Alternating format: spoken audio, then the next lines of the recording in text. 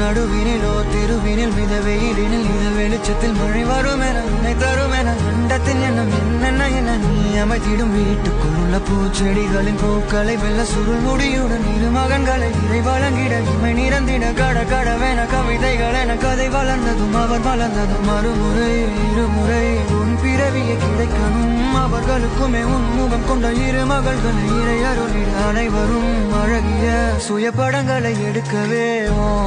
பக்கத்துல நான் பாடுக்க